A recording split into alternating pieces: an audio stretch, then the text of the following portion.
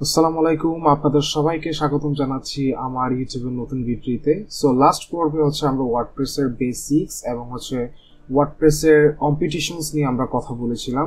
এই পর্বে আমাদের আলোচ্য বিষয় হবে আমরা কিভাবে প্র্যাকটিক্যালি দেখব কিভাবে একটা সার্ভারে আপনি হোস্টিং ডোমেইন কিনবেন এবং সেই সার্ভারে ওয়ার্ডপ্রেস ইনস্টল করে কিভাবে আপনি ডেভেলপমেন্টের কাজ শুরু করবেন।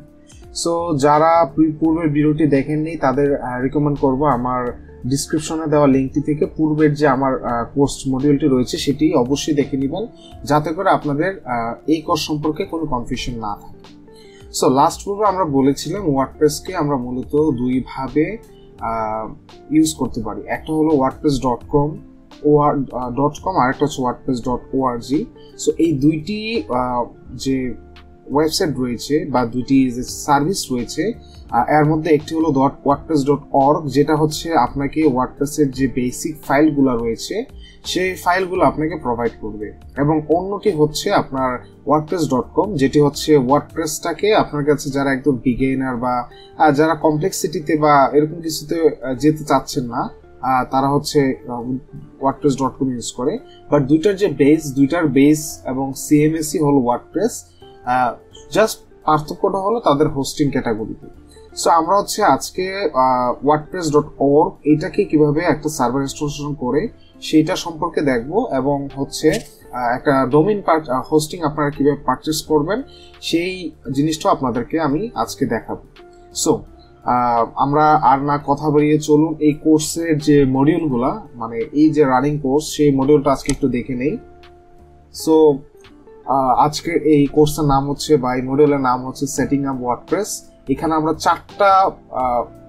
চারটা ভাগে আমরা এই কোর্সটিকে ভাগ করেছি বা এই মডিউলটিকে ভাগ করেছি। প্রথমে এক নম্বরে হচ্ছে আমরা দেখবো হচ্ছে choosing a hosting provider and domain name. আচ্ছা, আমরা এই প্রথম মডিউলে আমরা হোস্টিং এবং ডোমেইন নেম কিভাবে পারচেস করতে হয় সেটি নিয়ে একটা বিস্তারিত ধারণা আমরা নিব। দেন হচ্ছে সেকেন্ডে আমরা দেখবো installing a WordPress by one click installer or menu installation method. So এইখানে মূলত আমরা দুইটি ওয়েতে, একটা হলো ওয়ান ক্লিক ইনস্টলার এবং আরেকটা হলো ম্যানুয়ালি কিভাবে আপনি ওয়ার্ডপ্রেস একটা সার্ভার ইনস্টল করবেন সেই জিনিসটা আমরা দেখবো। এবং 3 নাম্বার পার্টে আমরা হচ্ছে কনফিগারিং basic setting during the installation, অর্থাৎ যেই সেটিংগুলো আপনাকে একটা ইনস্টলেশনের সময় করতে হয় সেই সেটিংগুলো আমরা এখান থেকে দেখব। এবং 4 নাম্বার পর্যায়ে আমরা হচ্ছে introduction to the jump server, যারা অ্যাকচুয়ালি এখন ডেভেলপমেন্টের জন্য কোনো টাকা ইনভেস্ট করতে চাচ্ছেন না, অর্থাৎ যারা চাচ্ছেন যে আপনি আপনার কম্পিউটারে ওয়ার্ডপ্রেসটা বানানো শিখবেন, আদার কোনো সার্ভিস বা হোস্টিং বা ডোমেইন এই ধরনের ঝামেলা যেতে চাচ্ছেন না, তাদের জন্য আমি হচ্ছে 4 নাম্বার পার্টে একটা জাম্প সার্ভার নিজের কিভাবে লোকাল সার্ভার তৈরি করতে হয় সেটা আপনাদেরকে দেখাবো।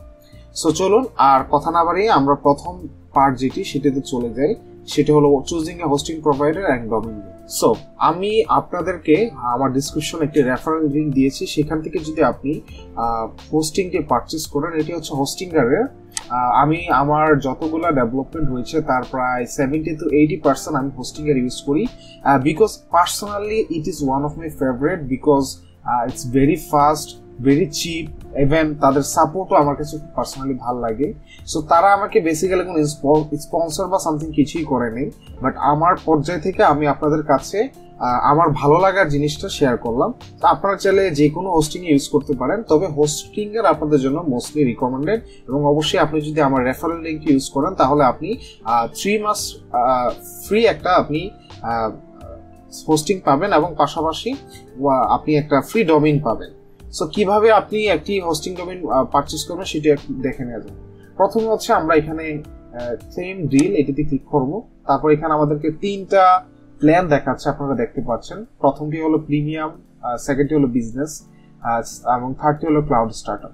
সো যাদের যেই সার্ভিসটি প্রয়োজন তাদের ডিপেন্ডস অনুযায়ী আপনারা রিকোয়ারমেন্ট গুলা বা যে স্পেসিফিকেশন গুলো আছে সেগুলো দেখে আপনারা আপনাদের চাহিদা অনুযায়ী যে ডোমেইনটি রয়েছে এবং হোস্টিংটি রয়েছে সেটি এখান থেকে পারচেস করবেন। সো বেসিক্যালি যারা একদম বেসিক একটা ওয়েবসাইটকে আপনি হোস্ট করতে চান তাদের জন্য প্রিমিয়াম প্যাকেজটাই মোর দেন এনাফ। আর যারা বিজনেস বা 2-3টা ওয়েবসাইট একসাথে হোস্ট করার চিন্তা করেন তাদের বিজনেস বা ক্লাউড স্টার্টআপে নিতে পারেন, বাট আমি এখন প্রিমিয়ামে যাব এবং এখানে অ্যাড টু কার্ট করব। সো তার পরবর্তীতে আপনাকে হচ্ছে এরকম একটা পেজ নিয়ে আসবে, যেখানে হচ্ছে আপনাকে 4টা অপশন দিবে। প্রথম হলো 1 মান্থের জন্য যদি নিতে চান, 12 মান্থের জন্য যদি নিতে চান, এবং 24 মান্থের জন্য, এবং 48 মান্থের জন্য। এইভাবে আপনি আপনার মতো পছন্দ করে নিতে পারেন যে জিনিসটি আপনার প্রয়োজন। যেমন আপনি 12 মাসের জন্য যদি নেন তাহলে একটা 1 ইয়ারের ফ্রি ডোমেইন পাবেন, 24 মাসের জন্য নিলেও পাবেন, এবং ফার্স্ট ইয়ারের জন্য নিলে পাবেন। কিন্তু 1 মান্থের জন্য নিলে আপনি কিন্তু সেটি পাবেন না। সো আমি হচ্ছে বেসিক্যালি আপনাদেরকে রিকমেন্ড করি 12 অথবা 48 মান্থ। এটা হচ্ছে মানে 4 বছর এবং হচ্ছে 1 বছর, যেটি আপনার পছন্দের সেটি নিতে পারেন। আমি 12 মাসের জন্য নিব, এবং এখান থেকে হচ্ছে আপনি আপনার ক্রেডিট কার্ড অথবা পেপাল যদি আপনার থাকে, যদি এটি থাকে না, সো বেসিক্যালি আপনারা হচ্ছে আমাদের ক্রেডিট কার্ড দিয়ে আপনাদের ডিটেলস গুলো ফিল আপ করে এখানে যখন সাবমিট এন্ড সিকিউর পেমেন্ট করবেন, তার পরবর্তীতে আপনার এখান থেকে ডোমেইনটি কিনা হয়ে, ডোমেইনের একটা আপনাকে ফর্ম দিবে, সেখানে ডোমেইন অ্যাড্রেসটা দিলে আপনার এই হোস্টিংয়ারের যে প্ল্যান সেটি কিনে হয়ে যাবে। সো আমি যেহেতু অলরেডি কিনে ফেলেছি, সো আপনাদেরকে দেখাবো আসলে ড্যাশবোর্ডটা হোস্টিংয়ারের কেমন। সো আমি প্রথমে এখান থেকে লগ ইন করছি। সো আপনি লগ ইন করার পর আপনাকে এই ধরনের একটি পেজ হোস্টিংয়ার আপনাকে দেখাবে, যেখানে আপনি যে ডোমেইনগুলো এবং হোস্টিংগুলো পারচেজ করেছেন সেই ডোমেইন এবং হোস্টিংগুলো আপনাকে এখানে দেখাবে। সো আমরা হচ্ছে এই যে আমি নতুন ডোমেইন নামটি নিয়েছি, এই ডোমেইন নেমটিতে আমরা হচ্ছে ওয়ার্ডপ্রেস ইনস্টলেশন করব, এবং আপনাদেরকে দেখাবো কিভাবে সেটি আপনি আপনার সাইট থেকেও করতে পারবেন। সো প্রথমত আপনাকে হচ্ছে আপনার ডোমেইনে যেতে হবে। এখান থেকে হচ্ছে আপনি ম্যানেজে ক্লিক করবেন, দেন হচ্ছে আপনি আপনার ডিএনএস এবং নেম সার্ভার গুলো দেখবেন। সো যেহেতু আমরা হোস্টিংয়ারের ডোমেইন নেম সার্ভার ইউজ করছি, তার মানে আমরা যদি এখানে যে NS1 DNS পার্কিং দেখি, তাহলে আমরা বুঝতে পারবো যে এটি পারফেক্টলি এখানে আছে। সো আমরা ডোমেইন ওভারভিউতে যাই, আমাদের সবকিছু এখানে ঠিক দেখা যাচ্ছে। যদি আপনাদের এটি কংগ্রেচুলেশন এই মেসেজটি না আসে, তাহলে হয়তো আপনার কোনো ইস্যু থাকতে পারে, যেটি আপনি তাদের এখান থেকে সাপোর্টে কথা বলে আপনি ঠিক করে নিতে পারবেন। সো আমরা পুনরায় এবার যখন আমরা হোম স্ক্রিনে আসবো, তখন আমরা হচ্ছে আমাদের হোস্টিং এ যেখানে 3 ওয়েবসাইট যে লেখাটি আছে এখানে আমরা ক্লিক করব, এবং যেহেতু আমার টার্গেট হলো এক্সপ্রো অটোতে আমরা আমাদের যে সার্ভারটি আছে সেটি ইনস্টল করব বা আমাদের ওয়ার্ডপ্রেস ইনস্টলেশন করব। সো আমরা এটিতে ক্লিক করব। সো এই সার্ভার আমি অলরেডি একটু ওয়ার্ডপ্রেস ইনস্টলেশন করে রেখেছি, যদি আমি আপনাদেরকে দেখাই তাহলে দেখুন এখানে অলরেডি একটা ওয়ার্ডপ্রেস ইনস্টলেশন হয়েছে। সো যেহেতু আমার হলো আপনাদেরকে কিভাবে দেখায় সেটা বুঝাবো, সো সেই জন্য আমি আরেকটা অটো সেটআপ আপনাদের সামনে করে দেখাবো। সো তার জন্য আমরা হচ্ছে প্রথমে চলে যাব ওয়েবসাইট, এবং এখান থেকে চলে যাব অটো ইনস্টলার, এবং এখান থেকে আপনাকে কতগুলা আপনাকে অপশন দিচ্ছে, তার মধ্যে যেমন দেখতে পাচ্ছেন ওয়ার্ডপ্রেস, ই-কমার্স, জুমলা। তো আমরা যেহেতু ওয়ার্ডপ্রেস ইনস্টল করব, তাহলে আমাদেরকে এখানে ওয়ার্ডপ্রেস সিলেক্ট করতে হবে, এবং করার পর আপনাকে এখানে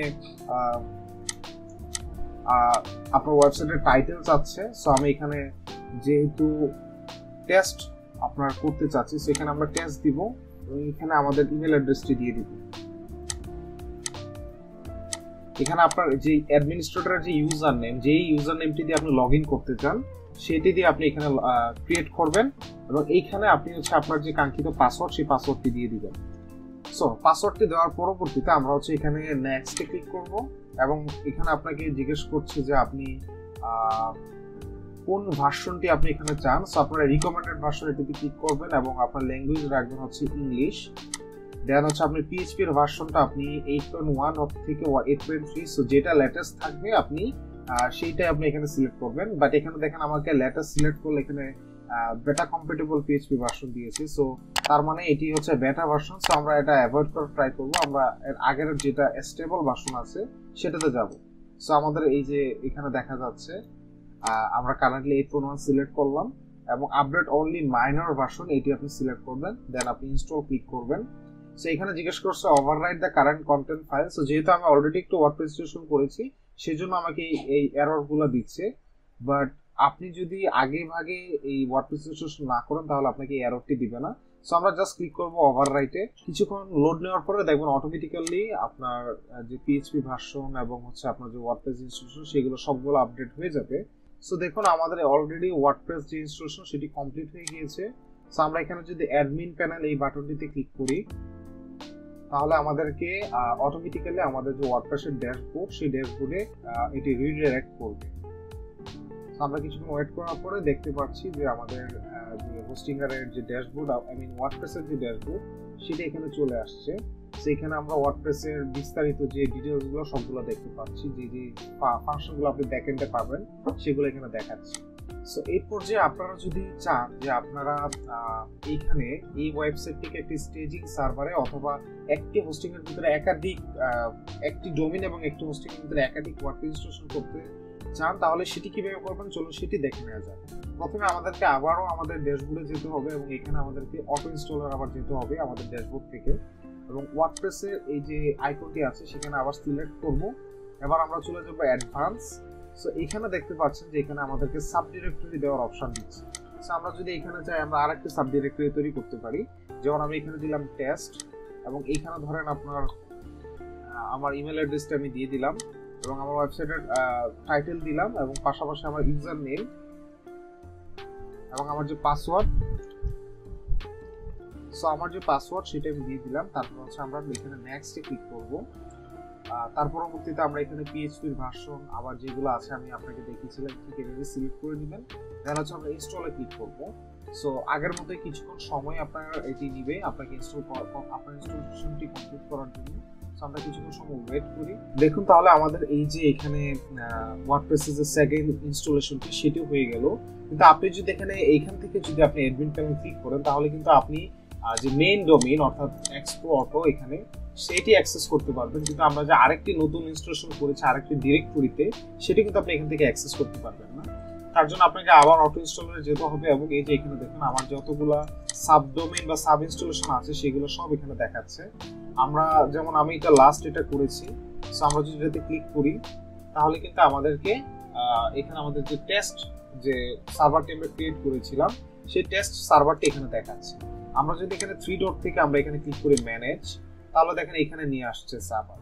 সো আমরা কোনোভাবেই কিন্তু যে সাব ডিরেক্টরির যে ফাইলগুলো রয়েছে এখান থেকে আমরা ইনস্টলেশন করতে পারবো না।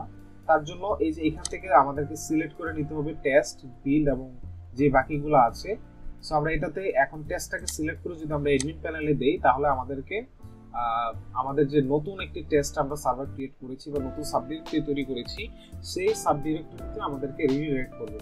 সো আপনারা দেখতেই পাচ্ছেন যে expo auto /test then wp admin, but আমরা যদি আমাদের পূর্বেরটিতে দেখি আমাদের এটাতে কিন্তু /test নেই, অর্থাৎ এই একই ডোমেইনের ভিতরে আমরা কিন্তু পুনরায় আরেকটি টেস্ট সার্ভার বা আরেকটি সাবডোমেইন সার্ভার আমরা তৈরি করলাম যেটার সাথে এই সার্ভারের কোনো কানেকশন নেই। অর্থাৎ আপনি দুইটি ওয়েবসাইট একই হোস্টিং এর ভিতরে কিন্তু চালাতে পারবেন ঠিক একইভাবে।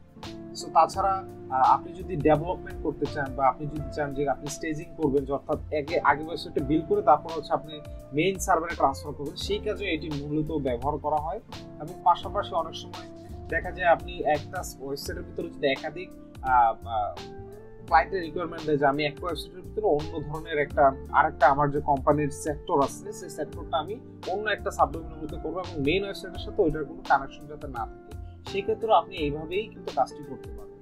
তো আশা করছি আপনারা বুঝতে পেরেছেন যে কিভাবে একটা ওয়ার্ডপ্রেস সার্ভার ইনস্টল করতে পারবেন এবং সেই পাশাপাশি সার্ভার ইনস্টলেশন করার পর এটাকে কিভাবে ম্যানেজ করতে পারবেন সেই জিনিসটা আপনারা বুঝতে পেরেছেন।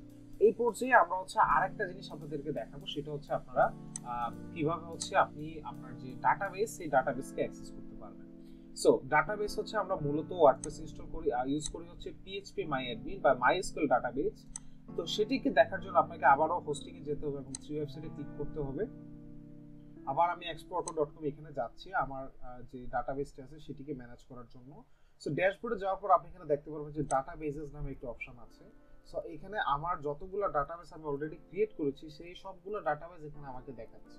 তো আপনারা দেখতে পাচ্ছেন যে এখানে 147 MB একটি ডাটাবেস, 2 MB 2 MB। সো আমরা বুঝতেই পারতেছি যে আমাদের এই দুইটা হলো আমরা রিসেন্টলি যে সার্ভার দুইটা ক্রিয়েট করেছি সেইটার, এবং আগে যে ইনস্টলেশন করেছি এবং যেখানে আমি ডিজাইন করেছি সেটির সার্ভার হলো এখানে। যেহেতু আমাকে ইন্ডিভিজুয়ালি /d আমরা ফোল্ডারের নামটি দেখতে পাচ্ছি না, তো সেই ক্ষেত্রে আপনি যা করবেন আপনি ইন্টার মাই PHP admin এখানে ক্লিক করবেন, তাহলে আপনার এটি হচ্ছে একটি আপনার ডাটাবেসের যে সার্ভার সেখানে আপনাকে দেখাবে। সো এখানে দেখুন আমাকে এটার ভিতরে আমার ডাটাবেসটি দেখাচ্ছে। আমাদের এখন যা করতে হবে আমরা ওয়ার্ডপ্রেস ইউজারে যদি যাই তাহলে আপনি বুঝতে পারবেন যে আসলে এটি কোন ওয়েবসাইটের জন্য ডাটাবেসটি রয়েছে। যেমন এখানে দেখেন ইউজার ইউআরএল নামে একটি এখানে রয়েছে, ফিল্ড রয়েছে। সেই ফিল্ডে দেখুন expoauto.com, মানে এটা স্ল্যাশ, এটার পরে কিন্তু কোনো কিছু আসেনি। তার মানে আমরা বুঝতেই পারছি যে আমাদের এই ডাটাবেসটি হলো আমাদের যে মেইন মাদার ওয়েবসাইট সেটির জন্য। সো আমাদের এখন যেহেতু আমি এটাতে ডেভেলপমেন্ট করব না, আমি মাদার ওয়েবসাইট না করে টেস্টও করব, সো আমরা এখন সেকেন্ডটাতে দেখি। আমরা যখন সেকেন্ডটাতে যাচ্ছি এবং সেম একইভাবে ইউজারে যাই, তখন কিন্তু আমরা এই যে এখানে স্ল্যাশ টেস্ট নামে অপশনটি দেখতে পাচ্ছি। তাহলে আমরা কনফার্ম হলাম যে আমাদের এই ডাটাবেসটি আমাদের সেকেন্ড ওয়েবসাইটের জন্য, বা আমাদের যে টেস্ট আরেকটা সাব ডিরেক্টরিতে ওয়েবসাইট তৈরি করেছি বা ওয়ার্ডপ্রেস ইনস্টলেশন করেছি, সেই ইনস্টলেশনটি এই ডাটাবেসটিতে হয়েছে। এবং আপনার প্রয়োজন মোতাবেক আপনি ডাটাবেসের সবগুলো ডাটা এখানে আপনি দেখতে পারবেন। এবং আমরা ধীরে ধীরে কিভাবে ডাটাবেসকে ম্যানেজ করবেন সেই নিয়ে আপনাদের সাথে আলোচনা করব। তবে এই পর্বে আমাদেরকে এতটুকু আপনাদেরকে দেখানো ছিল কিভাবে একটু ওয়ার্ডপ্রেস ইনস্টলেশন করবেন এবং পাশাপাশি কিভাবে একটি ওয়ার্ডপ্রেস সার্ভার থেকে ম্যানেজ করবেন।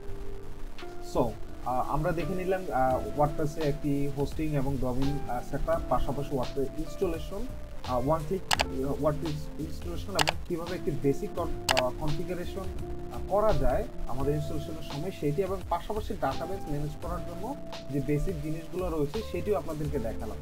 তো পরবর্তী এপিসোডে, পরবর্তী পার্টে আমরা হচ্ছে introduction to the jump server করব। যেহেতু এই ভিডিওটি অনেক বড় হয়ে গিয়েছে অলরেডি, তো আরেকটি ভিডিও করা আমার কাছে এখানে যুক্তি মনে হচ্ছে।